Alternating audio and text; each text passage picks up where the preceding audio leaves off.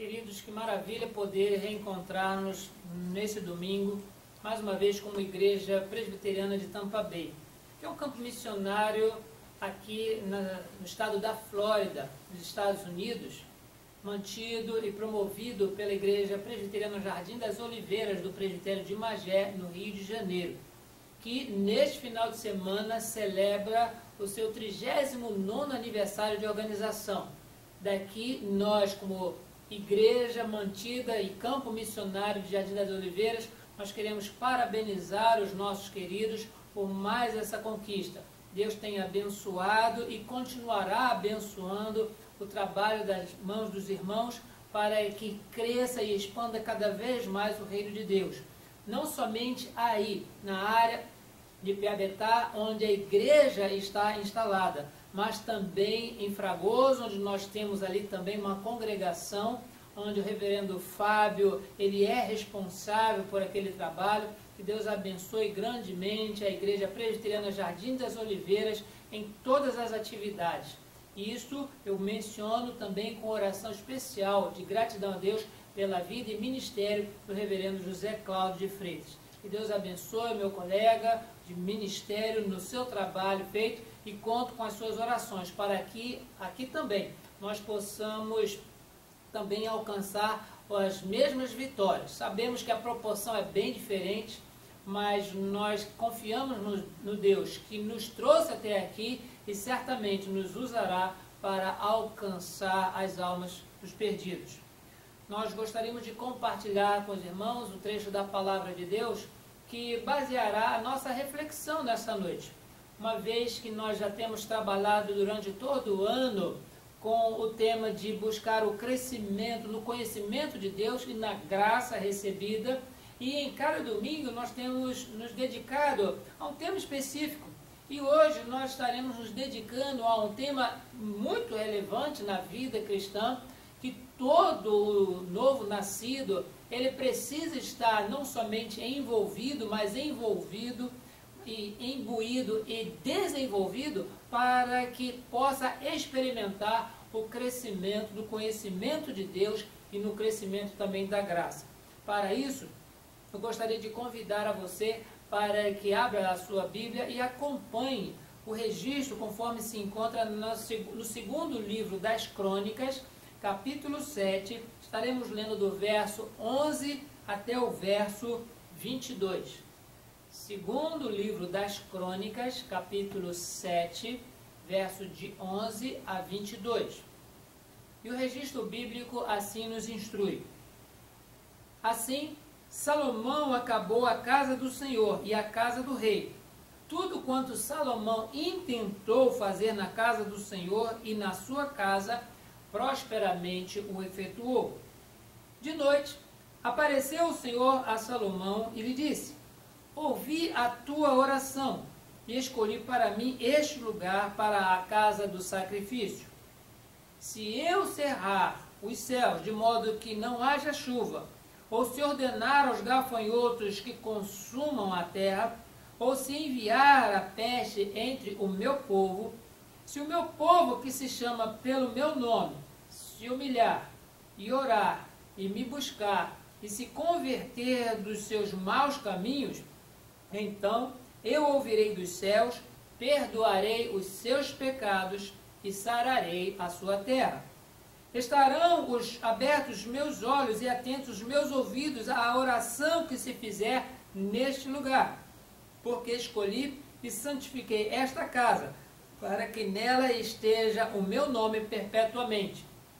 Nela estarão fixos os meus olhos e o meu coração todos os dias.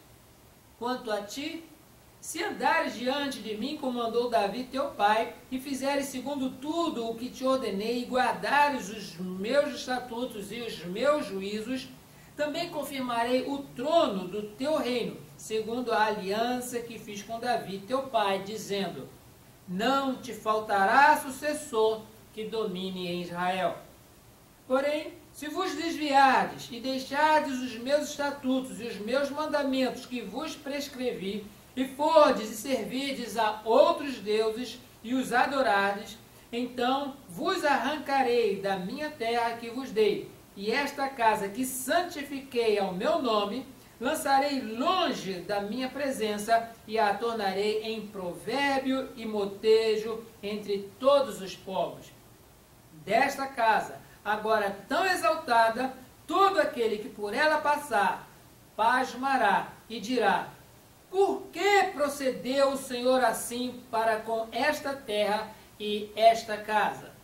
Responder-se-lhe-á: porque deixaram o Senhor, o Deus de seus pais, que os tirou da terra do Egito, e se apegaram a outros deuses, e os adoraram e os serviram.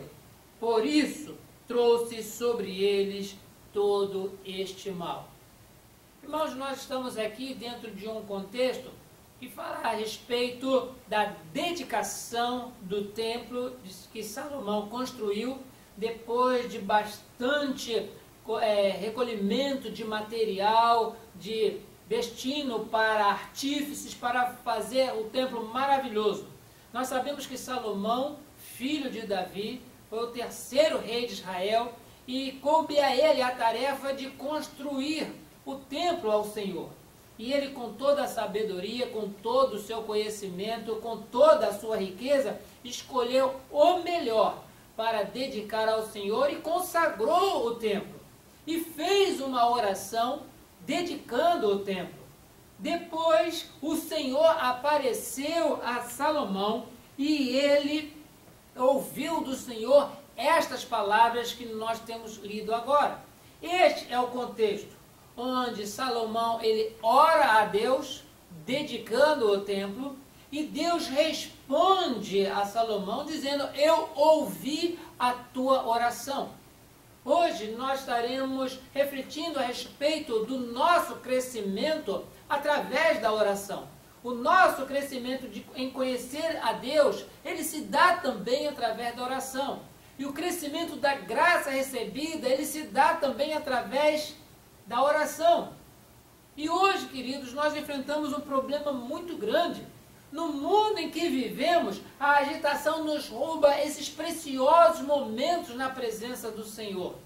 Nós sabemos que há uma concorrência muito grande, muitas vezes desleal, porque as pessoas nas ruas, as pessoas nos transportes, as pessoas dentro da própria casa, elas estão entretidas com o que aparece na televisão, com o que aparece na internet, e estão com seu celular, e para cima e para baixo, e quando não são os eletrônicos, a pessoa está envolvida com seus afazeres de trabalho, está com seus afazeres acadêmicos, ou está envolto de lazeres.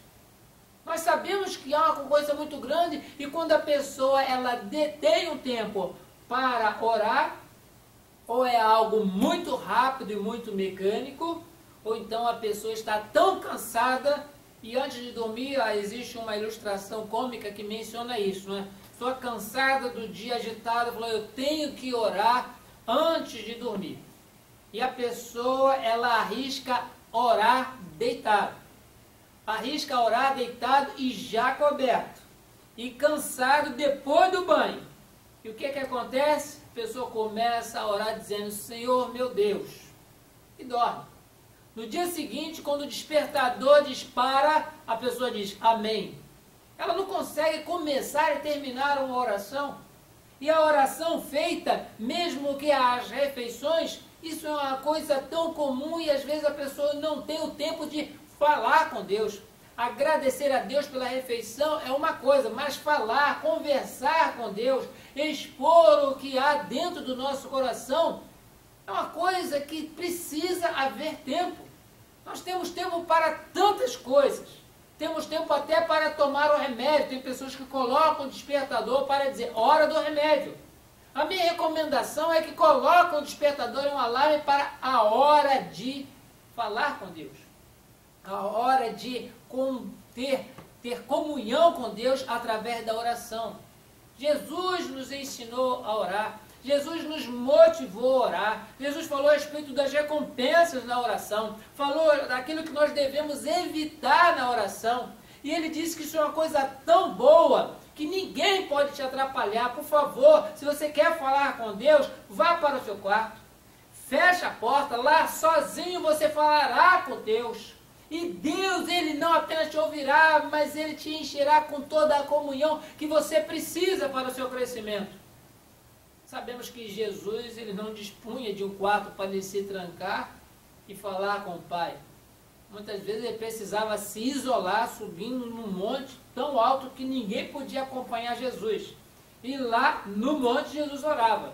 Não que a oração no monte seja mais poderosa, ou mais sagrada, ou mais santa que a oração que nós fazemos, porque Jesus não mandou ninguém orar no monte, mandou orar no quarto. Ele ia para o monte porque lá era o único lugar que ele tinha sossego. As multidões o apertavam. Jesus me cura disso, Jesus me dá comida, Jesus fulano me olhou de cara feia. Imagina Jesus andando com aqueles 12 discípulos que ele chamou para que pudesse estar com ele mais intimamente, e as pessoas apertando Jesus para um lado e por outro. Sabemos disso, que no trecho que faz o registro da mulher que tinha hemorragia por 12 anos, ela veio por trás de Jesus no meio da multidão e tocou nas vestes de Jesus. E Jesus falou: quem me tocou? E um discípulo desse que não sabia direito o que estava acontecendo, ele falou: Jesus, o senhor deve estar de brincadeira. A multidão te apertando, todo mundo te empurrando para um lado e para o outro, e o senhor pergunta: quem me tocou? Jesus falou: sim, eu estou perguntando isso porque de mim saiu o poder. Jesus, ele não tinha privacidade conforme nós podemos ter. Por isso ele falou para orar no quarto. Aqui Salomão, ele fez uma oração a Deus como rei, como ele podia determinar o seu isolamento para falar com Deus. E não foi uma oração de 5 minutos. Se nós pudermos ler a oração que Salomão fez, ele dedicou-se a falar com Deus e detalhou aquilo que ele queria falar com Deus, dedicando o templo, onde ali haveria de servir e adorar a Deus, com os sacrifícios de acordo com aquilo que Moisés havia orientado o povo, para que os sacerdotes realizassem, com todos os detalhes. Sim, Salomão falou com Deus demoradamente. Salomão falou com Deus atenciosamente. Salomão falou com Deus conscientemente. Mas hoje nós vivemos num momento em que muitas pessoas não têm tempo para orar. E numa ilustração bem radical, tem crentes que quando oram, oram na igreja, e quando o pastor ou o dirigente diz: vamos falar a oração que Jesus nos ensinou. Ou seja, se não houver essa oportunidade, nem na igreja essa pessoa ora. Mas nós, irmãos, podemos crescer pela prática da oração, com base no texto que nós temos lido, no segundo livro das Crônicas, no capítulo 7, verso de 11 a 22, tendo como base esta passagem e essa experiência na vida de Salomão. Nós precisamos orar. Nós não temos outro Salomão entre nós, mas nós temos o mesmo Deus entre nós. Nós não temos que construir templo algum, mas nós temos como dedicar a nossa vida a Deus da mesma forma que Salomão dedicou o templo ao Senhor. Mas, irmãos, o texto ele nos apresenta algumas coisas que nós podemos refletir nessa noite. E uma delas é que nós crescemos espiritualmente na prática da oração quando nós fazemos isso, primeiramente, de forma coletiva. Nós queremos observar aqui, irmãos, que o povo de Israel, ele orava também coletivamente.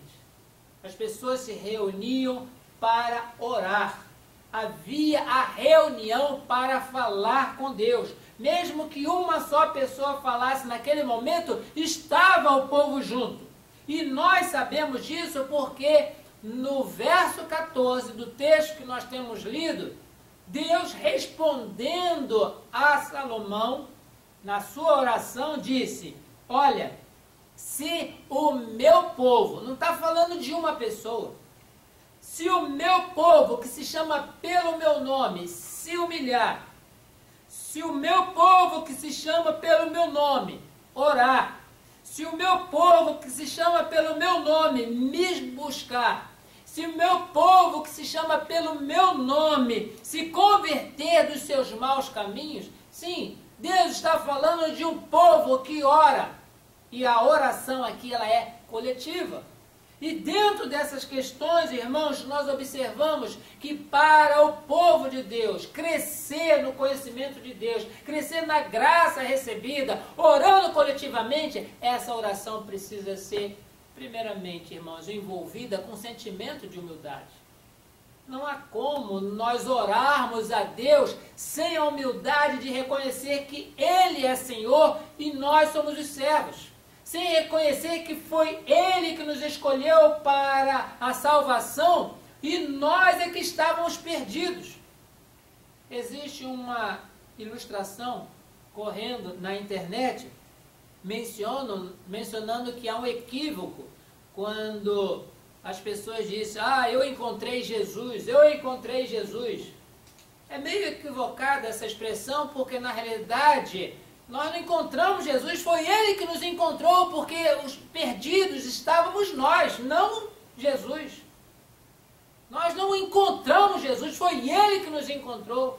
E nessa condição, muitas vezes nós temos ouvido alguns absurdos do povo de Deus, quando não agem humildemente e começam a cobrar de Deus, começam a colocar Deus contra a parede, fazendo como ele seja mordomo, como ele seja servo, para satisfazer as necessidades dessa coletividade que não são aquilo que Deus quer.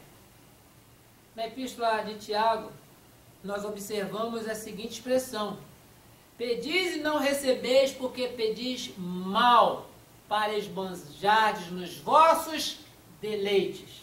Sim, queridos, existe um apelo para que nós falemos com Deus, para que nós oremos a Deus, para que nós peçamos a Deus. Mas até para pedir é necessário humildade. Uma coisa é: pode me dar, por favor? Outra coisa: me dá que eu estou querendo.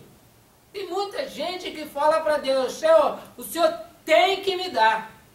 O Senhor tem que me dar. E começa a ler passagens avulsas na palavra de Deus para dizer: porque está escrito, porque o Senhor tem que fazer. É obrigação do Senhor. Rola também na internet um trecho de uma palavra dada por um líder religioso, dizendo que se a pessoa ela contribui financeiramente para a igreja ou para a causa daquele grupo, Deus é, vou colocar em aspas, Deus é obrigado, fecha aspas, a retribuir. Que tipo de humildade é essa? De um povo que estava perdido, no caso aqui de Israel, um povo que estava como escravo, que é descendente de Abraão, uma pessoa que vivia no meio da idolatria. Deus o escolheu dizendo: Abraão, sai do meio da tua terra, sai do meio da tua parentela e vai para um lugar que eu te mostrarei e farei de ti uma grande nação. Abençoarei os que te abençoarem, amaldiçoarei os que te amaldiçoarem. Seja você uma bênção. Esta era a característica de Abraão. E esse povo que veio de Abraão veio trazendo seus costumes e maus costumes, e Deus sempre os repreendendo e exercendo misericórdia. E agora, quando uma vez estabelecido o reinado de Israel, quando Salomão assume o trono e ele constrói o templo, Deus diz: se o meu povo, que se chama pelo meu nome, se humilhar, fala que também esse crescimento não depende somente da vida humilde diante de Deus, do relacionamento humilde onde Ele é Senhor e nós somos os servos, mas também devoção. Sim, queridos, crescemos espiritualmente quando existe uma devoção, não é ativismo. É diferente a gente estar na igreja de manhã, de tarde, de noite, de segunda a sábado. E o domingo mencionar que eu vou morar aqui. Gente, é maravilhoso. Nós lemos no Salmo de número 84, quão amáveis são os teus tabernáculos, Senhor dos exércitos. A minha alma suspira e desfalece pelos teus átrios. Vai mencionar que a terra do Urim encontrou ninho, mas eu encontrei um lugar maravilhoso para mim, que é nos teus átrios. Sim, o salmista diz que é maravilhoso estar. Uma coisa é o ativismo. Eu tenho cargo, eu vou, porque se eu não for, nada funciona. Não é isso. Nós vamos até a casa do Senhor e no nosso momento de oração, nós estamos devotando a nossa vida a Deus de forma humilde. Senhor, eis-me aqui, envia-me a mim, disse o profeta Isaías. Senhor, está aqui a tua serva, cumpra-se em mim conforme a tua palavra, disse Maria diante do anjo. Isso significa devoção. Eu estou entregando a minha vida para ti, Senhor. De forma humilde, de forma devotada. Assim deve ser a nossa vida de oração. Mas o verso 14 não diz que somente é pela humildade e devoção. Se o meu povo, que se chama pelo meu nome, se humilhar e orar e me buscar, vai mencionar aí a questão da perseverança. Sim, queridos, a oração, ela precisa ser perseverante. Não é orar porque, eu tenho que orar. É orar porque gosta de Deus, que ama a Deus, que declara no seu próprio coração que não consegue fazer nada sem que Deus esteja à frente. E mencionando a respeito disso, a pessoa ora um dia, 2 dias, uma semana, um mês, um ano, e vai orando porque Deus, no seu coração, é aquele que deve ser buscado com intensidade, com perseverança. Sim, queridos, a perseverança faz parte, inclusive, de uma das traduções, ou de uma das versões, quando o apóstolo Paulo, escrevendo a sua epístola aos Tessalonicenses, capítulo 5, verso 17, menciona orar sem cessar. É bem diferente de orar sem parar, não é? Tem gente que interpreta esse versículo dizendo orar sem parar. Não, não é orar sem parar. Orar sem cessar significa tenha uma vida de oração. Persevere na oração. Não desanima, tem dificuldade, mas você segue à frente. Se você tem algo no seu coração, um desejo que Deus ainda não tirou, você continua orando. Porque os nossos desejos são nossos desejos. Mas a vontade de Deus sempre prevalecerá. Sim, queridos, orar com humildade, orar com devoção, mas também orar com perseverança. E nós, irmãos, cresceremos na prática de oração, quando também, ao nos apresentarmos diante de Deus em oração, nós mostrarmos arrependimento das nossas más ações, dos nossos maus pensamentos, das nossas más palavras pronunciadas, em que em momento algum essas más palavras glorificavam a Deus ou transmitiriam graça àqueles que estavam ouvindo. Diz-nos o texto que se o meu povo, que se chama pelo meu nome, se humilhar e orar e me buscar e se converter dos seus maus caminhos, sim, queridos, Deus é que estabelece a regra para que as orações sejam ouvidas e atendidas. Não somos nós que estabelecemos as regras. Muitas pessoas chegam para mim durante o meu ministério pastoral dizendo: pastor, como é que eu faço para que Deus atenda as minhas orações? Existe a regra que Deus impõe. Deus impõe. Mas, Senhor, pastor, eu estou orando esse tempo todo e não aconteceu nada ainda. Aqui estão as regras de Deus. Explícita. Se o meu povo, que se chama pelo meu nome, se humilhar e orar e me buscar e se converter dos seus maus caminhos, então eu ouvirei dos céus, perdoarei os seus pecados e sararei a sua terra. Sim, queridos, Deus estabelece as regras. para que o nosso comportamento seja agradável diante dele. E em um estudo elaborado a respeito do assunto de oração, certa vez eu coloquei ali e chamou a atenção de muita gente, quando eu escrevi naquele estudo de que só existe uma oração que Deus atende. Ele ouve todas, porque Deus não é surdo. Deus não é surdo. Por isso a gente nem grita para falar com Deus. A gente pode gritar para uma ou outra pessoa que está longe, ou para uma pessoa que está perto, mas tem problema de audição. Mas para Deus a gente não grita, não se grita para Deus. Mas aqui eu coloquei nesse estudo que só existe uma oração que Deus atende. É aquela que é feita segundo a vontade dele. Só existe uma oração que Deus atende. É aquela que é feita segundo a vontade dele. Porque se não é segundo a vontade dele, a gente pede o que quiser durante o tempo que nós dispusermos. Mas isso não ocorrerá. Deus, ele não nos dá aquilo que nós pedimos. Ele nos dá aquilo que nós precisamos. Não é por outro motivo que, seguindo praticamente o que está aqui nesse verso 14, Jesus coloca na oração que ele ensinou aos seus discípulos, dizendo: o pão nosso de cada dia nos dá hoje. Não tenho nada contra a pessoa fazer banquete, que Jesus também se banqueteava, churrasco, essas coisas todas, mas o que a gente precisa?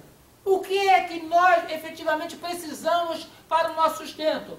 O básico. E Jesus coloca: o pão de cada dia dá-nos hoje. E perdoa as nossas dívidas, fala a respeito de arrependimento.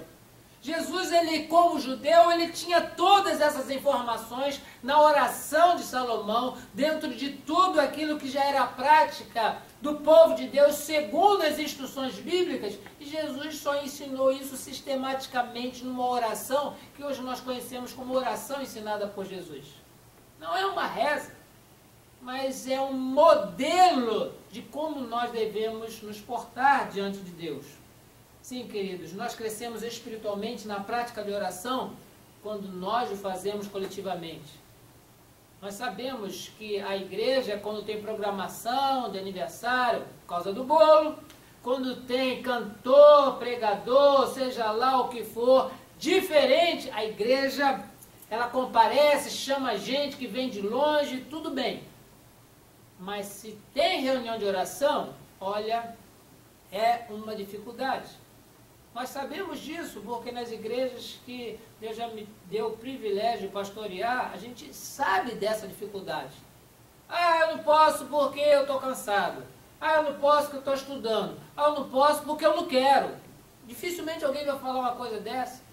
Mas o grupo que está durante a semana disponível e não comparece às reuniões de oração é muito maior do que aquele grupo que comparece. Dificuldades sempre haverá. Sempre haverão. Mas eu vou mencionar para os irmãos o seguinte: quando existe um passeio, quando existe um jogo de futebol, as pessoas se animam. Elas compram ingresso com antecedência. Tem gente que dorme, igual quando tem uns espetáculos de musicais que a gente vê muito por aí, aquele monte de adolescente com barracas, uma semana antes de abrir a bilheteria para vender o ingresso, tá aqueles adolescentes, aqueles jovens embarracados ali, não é? Esperando para ser o primeiro. Mas para a reunião de oração não querem nada. E não estou dizendo jovem, estou dizendo todas as pessoas. Nós temos dificuldade? Temos.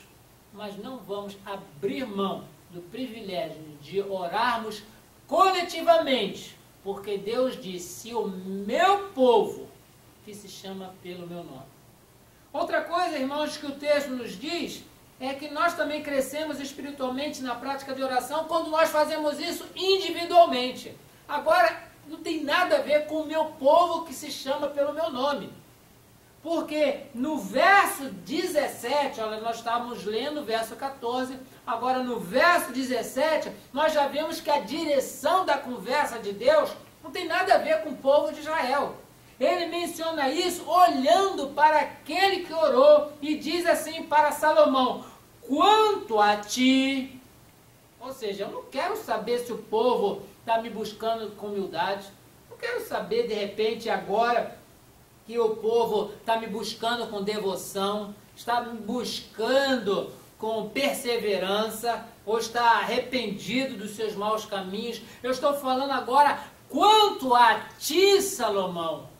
Porque você que orou, você consagrou o templo e colocou o povo todo junto, porque você é o rei. Mas quanto a ti? E nós sabemos que podemos crescer espiritualmente quando nós oramos de forma individual. Eu não dependo da igreja para orar. Tem gente que fala: eu vou na igreja orar. Por que você não ora na sua casa?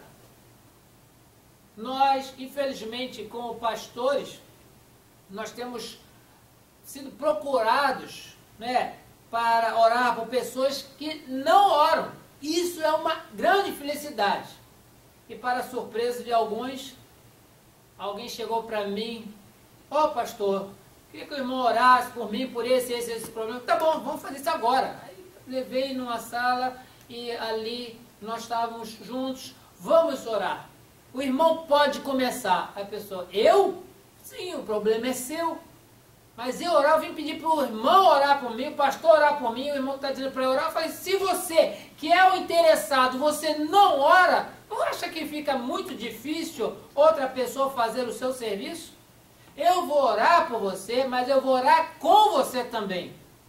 E aquela pessoa, assim, um pouco desconcertada, ela começou a balbuciar a respeito da oração e falou diante de Deus aquilo que estava passando, aquilo que tinha necessidade, e depois eu orei. E aquilo serviu de lição para aquela pessoa, que ela aprendeu que todos nós podemos falar com Deus. Não é a oração do pastor que é mais poderosa, não é a oração da irmã, do irmão, ou seja lá quem for. Quantas vezes a gente conhece pessoas que saem da sua igreja e vai para a igreja numa outra cidade, porque ali dizem que tem uma irmã de oração poderosa. Gente, isso é conversa. A oração, ela é ouvida individualmente. É aquilo que a gente fala para Deus, não é aquilo que a igreja fala para Deus. A oração da coletividade, Deus, ele tem um comportamento, mas aqui nós vemos no verso 17, quanto a ti, Salomão. É como se Deus falasse quanto a ti, citando o nosso nome individualmente. E ele coloca aqui para o crescimento espiritual de Salomão, na oração que ele faz de forma individual, dizendo: você, quanto a ti, se você andar de acordo como andou Davi teu pai, e fizeres tudo quanto te ordenei, e guardares os meus estatutos e os meus juízos, também confirmarei o trono do teu reino, segundo a aliança que fiz com Davi teu pai, dizendo: não te faltará sucessor que domine em Israel. Sim, queridos, andar com sinceridade diante de Deus, essa é uma oração que nós precisamos fazer individualmente. Lembram do exemplo que nós demos, como Jesus recomendou as pessoas para orarem no seu quarto, fechados e sozinhos? Porque diante de Deus sozinhos nós estamos sendo o mais sinceros que podemos, porque não tem ninguém do nosso lado que possa ouvir o que a gente queira impressionar, falando palavras às vezes bonitas, que às vezes nem as pessoas sabem o seu significado. Mas ninguém vai orar sinceramente diante de Deus sozinho, trancado no quarto, dizendo: ó Senhor Deus, Deus de Abraão, de Isaac, de Jacó, e fala aquela descendência todinha de Abraão. Diante de Deus estamos nós e Ele. E a nossa sinceridade faz com que, de forma individual, nós cresçamos. Falar com Deus, irmãos, com sinceridade, no nosso quarto, isso provoca uma intimidade tão grande que Deus se agrada, porque nós começamos a nos ver também da mesma forma que Deus nos vê, ou seja, por dentro. Sim, queridos, como Davi teu pai andou. Faça aquilo conforme Davi fez. Tenha devoção a mim, tenha consagração a mim. Não é para copiar os erros de Davi teu pai, mas para andar conforme ele andou, em sinceridade. Davi começou a sua história na Bíblia num confronto com o gigante Golias, contra o grande guerreiro filisteu. Enquanto aquele homem desafiava o exército do povo de Deus, falava impropérios, pedindo que um valente se apresentasse para que lutasse com ele, a palavra de Davi foi o seguinte: quem é esse incircunciso filisteu que afronta o exército do Deus vivo? Eu vou para lá. E aquele moleque, né, podemos usar assim uma expressão sem ofender ninguém, aquele moleque foi até lá no campo, depois se desvencilhar de toda aquela armadura que Saul quis colocar em cima dele, um capacete, uma couraça, uma espada e tudo mais, e não conseguia nem andar direito, falou: não, me tira tudo isso daqui. E foi com a sua funda e as pedrinhas, e Golias, ainda escarnecendo dele, disse: olha, eu sou por acaso um cachorro para que você venha guerrear comigo com pedras?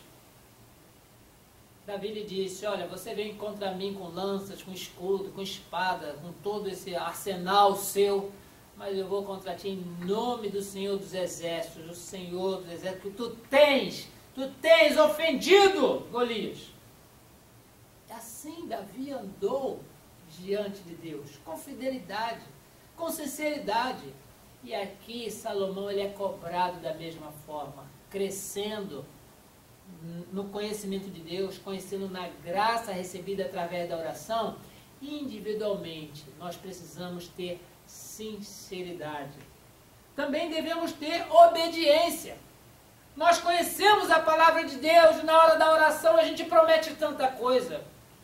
Às vezes a gente fala mal dos políticos, né? Mas a gente precisa ver algumas orações que as pessoas fazem. Oram e dizem: ah, Senhor, eu prometo que eu vou fazer isso. Prometo que vou ler a Bíblia toda. Essa é a oração do dia 31 de dezembro. Prometo ler a Bíblia toda. Prometo evangelizar meu patrão, meu empregado. Prometo. A oração, ela não é só uma questão de sinceridade, mas é uma questão de obediência. E quando a gente ora assim, nós estamos agradando a Deus. E o texto diz: e se tu fizeres segundo tudo quanto te ordenei, é a segunda parte do verso 17, tudo quanto te ordenei. A oração, ela precisa estar envolvida com obediência também. Quantas coisas Deus nos tem ordenado, nós temos negligenciado, nós temos virado as costas, nós temos desapercebido. Não existe envolvimento, são palavras vãs.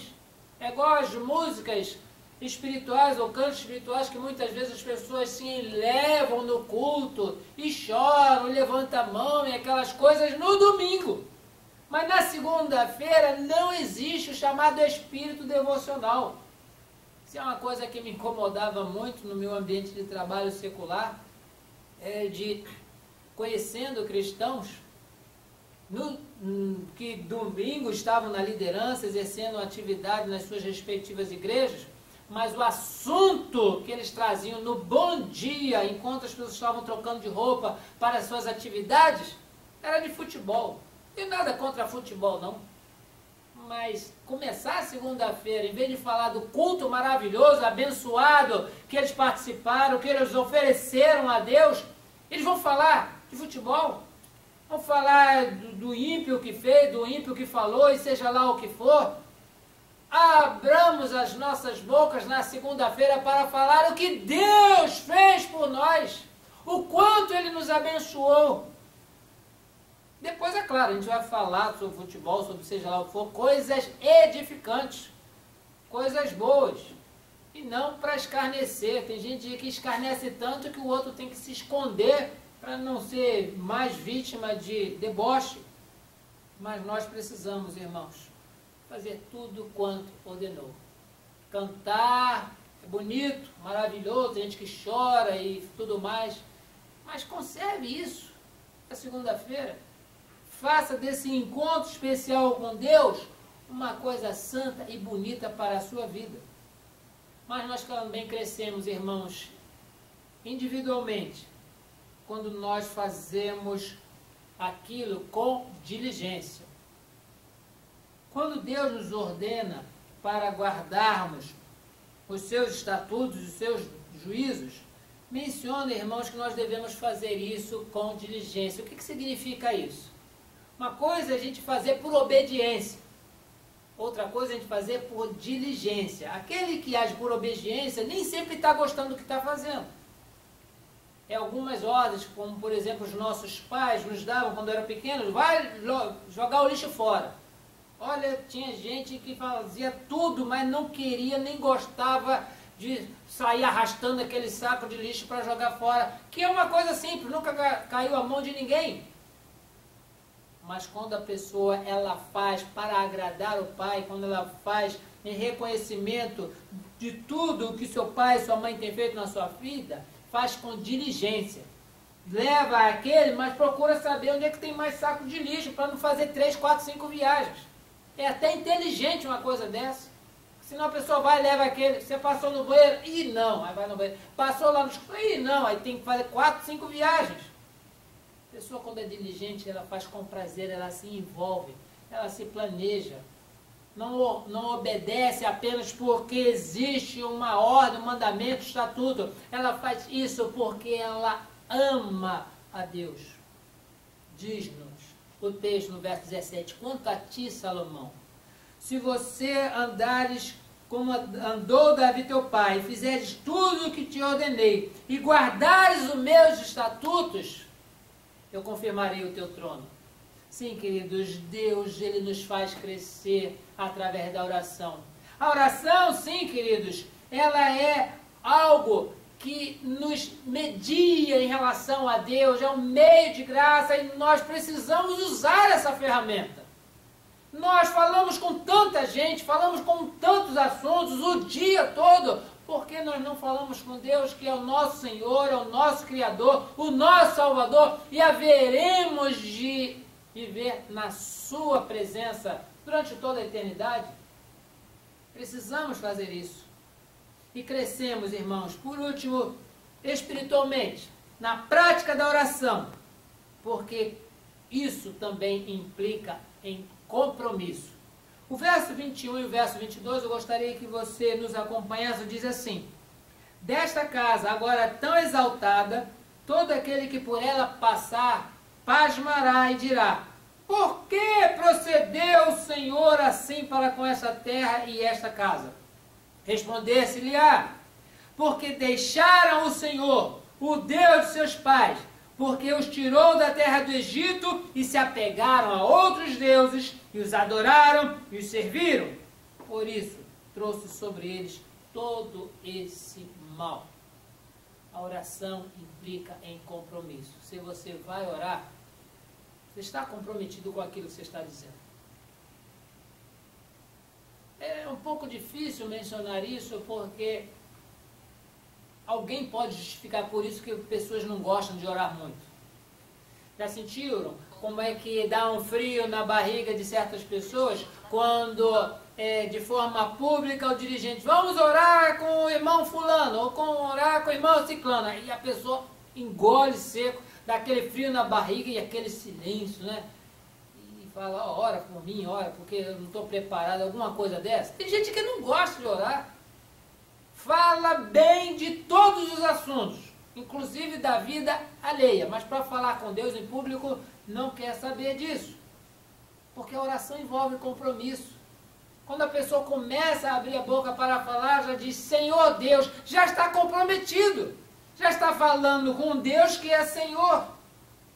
E quando a pessoa ora, sabendo com quem está falando, para quem está dirigindo a sua palavra, e não firma, não confirma o seu compromisso, justifica aqui o que o próprio Senhor falou a Salomão, de que quando o povo não obedece, não tem compromisso, o próprio Deus, que Ele tem destinado o povo para a glória, para o sucesso e para tudo aquilo que é bom, Ele mesmo vai fazer com que a disciplina imposta ao seu povo surpreenda as pessoas ao redor, dizendo: por que o Senhor fez isso com o povo? E o próprio Deus responde: porque eles não mantiveram o compromisso. Pelo contrário, se tornaram idólatras, cada um colocando um Deus dentro de si, não necessariamente um Deus construído por mãos humanas, uma estátua, mas muitas vezes um ídolo por ele mesmo criado, pode ser um cachorro, um papagaio, um filho, uma esposa, um marido, um carro, uma bicicleta, seja lá o que for, e fizeram culto, e adoraram, e serviram. Por isso Deus trouxe para essas pessoas esse mal. Deus, ele não castiga o seu povo, os seus escolhidos, ele exerce disciplina. Porque é no livro do profeta Isaías, no capítulo 53, que nós lemos que o castigo que nos traz a paz estava sobre Jesus. Sim, se tinha alguém que tivesse que ser castigado, foi Jesus. E qualquer outro chamado mal que nós assim entendamos que nos sobrevenha, isso é disciplina da parte de Deus para a nossa correção. Mas nós precisamos, irmãos, crescer espiritualmente na prática da oração. O meu desejo e a minha oração diante de Deus é de que nessa reflexão de um texto conhecido nosso, principalmente no verso 14 do capítulo 7, que nós temos ouvido e temos pregado e temos cantado a respeito disso, nós tenhamos um crescimento espiritual na prática da oração, orando todo o tempo, orar sem cessar, com perseverança, com humildade, com devoção, arrependidos dos nossos pecados, andando conforme os mandamentos que Deus nos tem concedido, não por obrigação, mas por diligência, a fim de que nós não apenas sejamos alvos das bênçãos de Deus, mas nós também sejamos instrumento de Deus para abençoar as pessoas ao nosso redor. Peço ao Senhor que Ele nos faça diligentes na oração, perseverantes na oração, guerreiros de oração, para que mais e mais nós cresçamos na nossa vida espiritual e possamos abençoar mais e mais as pessoas que estão ao nosso redor. Que Deus assim te abençoe, meu querido, em nome de Jesus. Amém.